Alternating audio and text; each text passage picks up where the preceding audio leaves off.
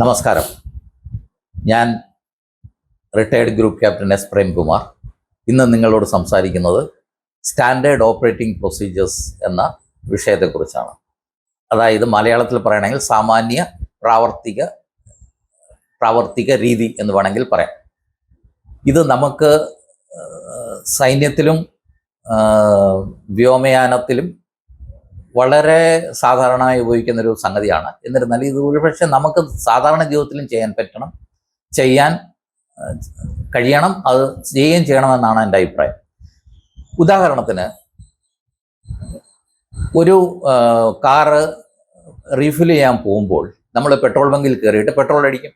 അത് കഴിഞ്ഞ് tyre inflate ചെയ്യും. എത്ര പേര് സ്റ്റെപ്പിനി ടയർ ഇൻഫ്ലേറ്റ് ചെയ്യാൻ ശ്രമിച്ചിട്ടുണ്ട്? വളരെ ചുരുക്കം പേരെ ചെയ്യാറുള്ളൂ. സ്റ്റെപ്പിനി ടയർ നോക്കുന്നത് തന്നെ ഒരു ടയർ പങ്ക്ചറായി നാഗർകോവിലിനപ്പുറത്തോ അല്ലെങ്കിൽ തെന്മലയ്ക്ക് അപ്പുറത്തോ അല്ലെങ്കിൽ പാലക്കാട് ചുരം കഴിഞ്ഞിട്ട് താമരശ്ശേരി ചുരം കഴിഞ്ഞിട്ട് കയറി ഇറങ്ങുമ്പോൾ ആയെങ്കിൽ മാത്രമേ നമ്മൾ സ്റ്റെപ്പിനി ടയർ പൊക്കി നോക്കാറുള്ളൂ. അങ്ങനെയല്ല വേണ്ടത്. നമുക്കൊരു സ്റ്റാൻഡേർഡ് പ്രൊസീജിയർ ആയിരിക്കണം. നമ്മളൊരു റീഫ്യൂലിങ്ങിന് ചെന്ന് പെട്രോൾ ബങ്കിൽ നിന്ന് ഇറങ്ങുമ്പോൾ ടയർ ഇൻഫ്ലേറ്റ് ചെയ്യുക, നമ്മുടെ സ്റ്റെപ്പിനെയും അവരെ കൊണ്ട് ഇൻഫ്ലേറ്റ് ചെയ്യിപ്പിക്കുക. ഇതുപോലെയാണ് ഒരുപക്ഷെ എൻ്റെ മുത്തച്ഛൻ ഒരു 50 കൊല്ലത്തിന് മുമ്പ് അല്ലെങ്കിൽ 60 കൊല്ലത്തിന് മുമ്പ് രാവിലെ ഇറങ്ങുമ്പോൾ കുടയും ടോർച്ചും പൈസയും അല്ലെങ്കിൽ ഒരു മുറുക്കാമ്പൊതിയും എല്ലാം ഒരുമിച്ച് എടുത്തുകൊണ്ട് ഇറങ്ങുന്നത് പുള്ളിയുടെ ഒരു സ്റ്റാൻഡേർഡ് ഓപ്പറേറ്റിംഗ് പ്രൊസീജിയർ ആയിരുന്നു.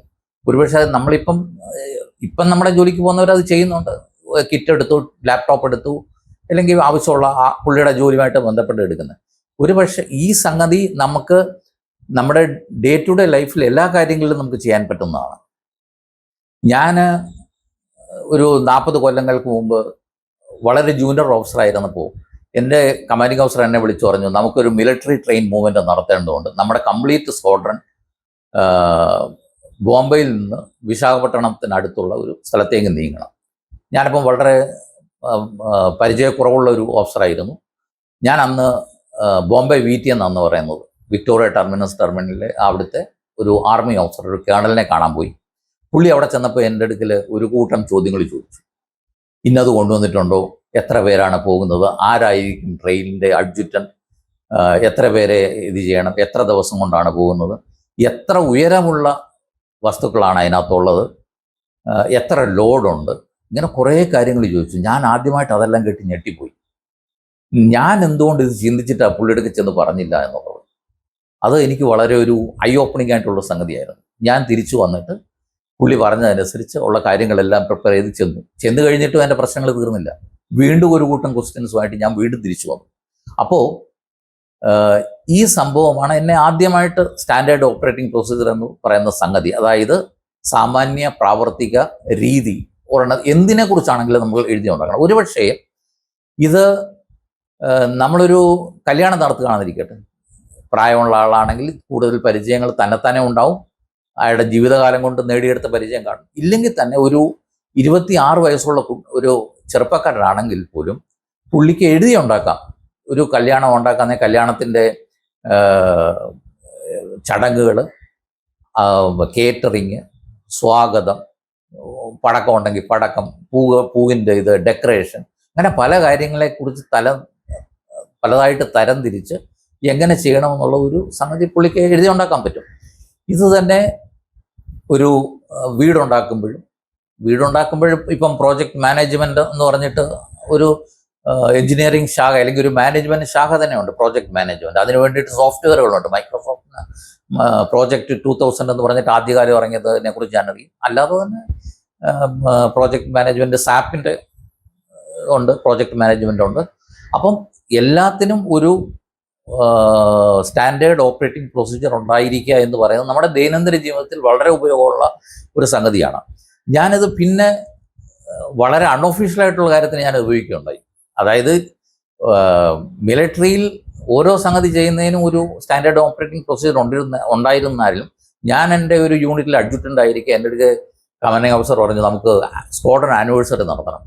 ഞാനപ്പം പെട്ടെന്നൊരു ഫയൽ എടുത്ത് തുറന്ന് ആനിവേഴ്സറിക്ക് എന്തൊക്കെയാണ് ചെയ്യേണ്ടത്, അപ്പം തമ്പോല നടത്തും, ഇല്ലെങ്കിൽ റാഫിൾ ടിക്കറ്റിൻ്റെ പരിപാടി കാണും, പിന്നെ ഒരു ആഹാരത്തിൻ്റെ ഇത് കാണും, പിന്നെ ഒരു മേള പോലെ എല്ലാ സംഗതികളെയും പല പല ഇനങ്ങളായി തരം തിരിച്ച് അതിൻ്റെ ടൈം ലൈനിൽ ഓരോ സമയം ഇത്ര ദിവസം കൊണ്ട്. ഇപ്പം എനിക്ക് പരിപാടി നടത്തേണ്ട ഡേറ്റിനെ നമ്മൾ 0യിൽ നിന്നിട്ട് അതിന് പുറകോട്ടുള്ള ദിവസങ്ങളെ -1, -2, -3 എന്ന നിലയ്ക്ക് -30 വരെ ആക്കിയിട്ട് നമ്മൾ ഓരോ ദിവസത്തിനും ഓരോ ടാസ്കുകൾ അലോട്ട് ചെയ്ത്, പിന്നെ നമുക്ക് താഴെ ആരെങ്കിലും ഒക്കെ ചെയ്യാൻ കാണും, ഓരോ ജോലികളെയും തരം തിരിച്ച് ഡെലിഗേറ്റ് ചെയ്ത് നമുക്ക് ഈ സംഗതികളെ വളരെ ചെറിയ ടാസ്കുകളും ആയി തരം തിരിച്ച് നമുക്ക് അച്ചീവ് ചെയ്യാൻ പറ്റും.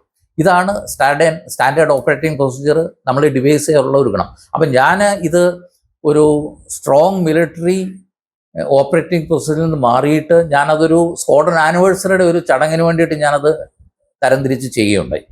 ഇതേ സംഗതി തന്നെ നമുക്ക് കല്യാണത്തിനാണെങ്കിലും നമ്മുടെ വീട്ടിൽ നിന്ന് 4 പേര് ചേർന്നിട്ടൊരു ടൂറിന് പോകുന്നതിന് വേണ്ടിയിട്ടും നമുക്കിത് ചെയ്യാൻ പറ്റും. അടുത്ത കാലത്ത് ഒരു 4 മാസത്തിന് മുമ്പ് ഞാൻ ജർമ്മനി യൂണിവേഴ്സിറ്റിയിൽ പഠിച്ച ഒരു 4 കുട്ടികളെ കാണാനിടയായി.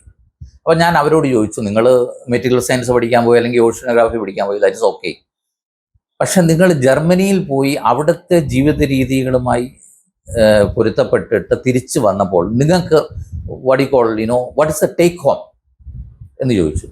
അപ്പോൾ അതിൽ 3 പേരെയാണ് ചോദിച്ചത്. 3 പേരും പറഞ്ഞ ഒരേ സംഗതിയുണ്ട്. അതായത് Germans live by clipboard, pen and calculator. അവർ രാവിലെ എണ്ണിക്കുമ്പോൾ മുതൽ ഓഫീസിൽ പോകുന്നവരെ എല്ലാ സംഗതിയും വളരെ കൃത്യമാണ്. അവരുടെ സ്വന്തം ജീവിതത്തിലെ കൃത്യത അവരുടെ ട്രാൻസ്പോർട്ട് സംവിധാനത്തിലുമുണ്ട്, അവരുടെ സ്കൂളിൻ്റെ നടത്തിപ്പിലുമുണ്ട്, അവരുടെ കോളേജിൻ്റെ നടത്തിപ്പിലുമുണ്ട്, എല്ലാ സംഗതികളിലുമുണ്ട്. അതിൻ്റെ ഒരു ഉദാഹരണം ഒരു കുട്ടി എൻ്റെ അടുക്ക പറയുകയുണ്ടായി. അവൾ പറഞ്ഞത്, എൻ്റെ ക്ലാസ്സിൽ ഒരു പെൺകുട്ടി എഴുന്നേറ്റിട്ട് പറഞ്ഞു, അപ്പം ഫ്രോസറെന്നോ സാറെന്നോ ഒന്നും വിളിക്കാറില്ല, ഒരു പേര് വിളിച്ചിട്ട് പറഞ്ഞു, I have an appointment with my grandmother, I have to leave now. അപ്പോൾ ഈ കുട്ടി എണ്ണീറ്റത് 4 മണിക്കാണ്. ഗ്രാൻഡ് മദറിനെ കാണാനുള്ള ടൈം 4:23 ഇപ്പം ഇത്ര കൃത്യമായിട്ട് എണ്ണീറ്റ് എന്താണെന്ന് ചോദിച്ചപ്പം പുള്ളിക്കാരി പറഞ്ഞത്, എനിക്ക് 5 മിനിറ്റ് ക്ലാസ് റൂമിൽ നിന്ന് നടന്ന് ട്രാമിലെത്താൻ എടുക്കും. ഞാൻ അവിടെ 1 മിനിറ്റ് വെയിറ്റ് ചെയ്യുമ്പോൾ ട്രാം എത്തും. ട്രാമിൽ കയറി എൻ്റെ മുത്തശ്ശിയുടെ വീടിന് മുമ്പിൽ ഇറങ്ങുമ്പോൾ 5 മിനിറ്റ് എടുക്കും. അത് കഴിഞ്ഞ് ഡോറിൽ ചെന്ന് നടക്കുന്ന ദൂരം പോലും ടൈം ചെയ്തിട്ടുണ്ട് അവർ. കൃത്യം 4:23 അവളുടെ അമ്മൂമ്മയെ കാണാൻ വീട്ടിലെത്തുമെന്ന് പറഞ്ഞു.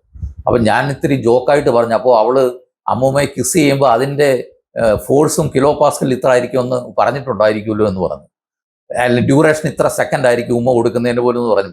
പക്ഷേ അതൊരു സത്യമാണ്. അവരത്ര കൃത്യമാണ് അവരുടെ കാര്യങ്ങളിൽ. ഈ സംഗതി ഒരുപക്ഷെ ജർമ്മനി യൂണിഫോം ഇടാത്ത എല്ലാ ജർമ്മനും യൂണിഫോം ഇടാഞ്ഞിട്ട് പോലും അവർ സൈനികരാണ്. നമ്മളൊരു പക്ഷേ യൂണിഫോം ഇട്ടിട്ടും ആവശ്യത്തിന് സൈനികരാകുന്നില്ല എന്നുള്ളതായിരിക്കും നമ്മുടെ കുഴപ്പം. ഒരുപക്ഷെ നമുക്കും ഇത്ര കൃത്യത എല്ലാ കാര്യത്തിലും വരുത്താൻ പറ്റണം. ഇന്ത്യയിലെ നമ്മുടെ സിറ്റിസൺസിന് ഈ ഒരു സീരിയസ്നെസ് നമുക്ക് ഇനി ആർജിക്കേണ്ടതുണ്ട്. നമ്മളൊരു രാഷ്ട്രമെന്ന നിലയ്ക്ക് അഭിവൃദ്ധി പ്രാപിക്കുന്നതിനും നമ്മൾ കൂടുതൽ സജ്ജരായി നിൽക്കുന്നതിനും നമുക്ക് ഈ ഒരുപക്ഷെ ജർമ്മനിയും, ഞാൻ 2 രാജ്യങ്ങളെയാണ് സാധാരണ വോട്ട് ചെയ്യാറുള്ളത്, ഒന്ന് ഇസ്രയേൽ, ഒന്ന് ജർമ്മനി. ആ 2 രാജ്യങ്ങളിലെ ആൾക്കാർ കാണിക്കുന്ന ആ ഒരു കൃത്യതയും ജാഗ്രതയും അലേർട്ട്നെസ്സും നമ്മൾ കാണിക്കുകയാണെങ്കിൽ ഒരുപക്ഷെ നമ്മൾ ഇതേപോലെ ആയിത്തീരാൻ കഴിയും. ഈ അടുത്ത കാലത്ത് ശബരിമലയിൽ വന്ന ഒരു പ്ലെയിൻ കോൺക്രീറ്റിൽ ആണ്ടുപോയെന്ന് പറഞ്ഞു. കേട്ടാൽ വളരെ ലജ്ജ തോന്നുന്നൊരു സംഭവമാണത്.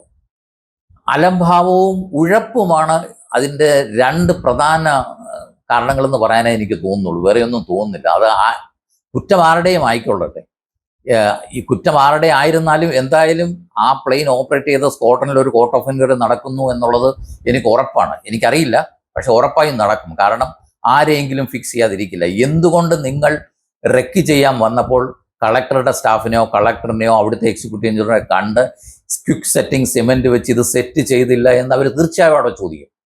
ആ ചെയ്യേണ്ടത് ആ റെക്കയ്ക്ക് വന്ന സ്ക്വാഡ്രൺ ലീഡറോ വിംഗ് കമാൻഡറോ അല്ല. അത് നമുക്ക് എല്ലാവർക്കും അറിയാം. അവന് പ്രാമടത്ത് വന്നിട്ട് സെറ്റ് ചെയ്യാൻ പറ്റില്ല ഒന്നും. പക്ഷേ അവൻ കുറ്റക്കാരനാകും എന്നുള്ളത് എനിക്ക് ഉറപ്പാണ്. കാരണം സൈനിക ജീവിതത്തിൽ അത് ഉറപ്പാണ്, അവനെ ശിക്ഷിക്കപ്പെടും എന്നുള്ളത്. പക്ഷേ തെറ്റ് പറ്റിച്ചത് ഉഴപ്പും അലംഭാവവും എന്ന് പറയുന്ന 2 വാക്കുകൾ മാത്രമാണെന്ന് നമുക്ക് ഉറപ്പാണ്. ഈ സംഗതിയാണ് നമുക്ക് നമ്മുടെ ജീവിതത്തിൽ നിന്ന് മാറ്റേണ്ടത്. നമ്മുടെ എല്ലാ കാര്യങ്ങളും നമ്മൾ ഈ സ്റ്റാൻഡേർഡ് ഓപ്പറേറ്റിംഗ് പ്രൊസീജിയർ എന്ന് പറയുന്നത് നമ്മുടെ ജീവിതത്തിൽ അത് നിങ്ങൾ എഴുതി ഫയലാക്കി വെക്കണമെന്നില്ല, അല്ലാതെ വെച്ച് തന്നാലും മതി. പക്ഷെ ഞങ്ങളുടെ ജീവിതത്തിൻ്റെ ഓരോ ഏടുകളിലും അത് ആക്കിയിരുന്നു. അതായത് ഞാനിപ്പോൾ എനിക്ക് ലാസ്റ്റിൽ ഞാൻ സ്ഥലം മാറി വരുമ്പോൾ എനിക്ക് ഏതാണ്ട് 80 പെട്ടികളുണ്ടായിരുന്നു. ഏതാണ്ട് 3x2x2 സൈസിലുള്ള 80 പെട്ടികൾ എനിക്കുണ്ടായിരുന്നു. ഈ 80 പെട്ടിയിൽ എന്താണ് കയറുന്നതെന്നുള്ളത് എനിക്കറിയാം. എനിക്കൊരു ഫയലുണ്ട്.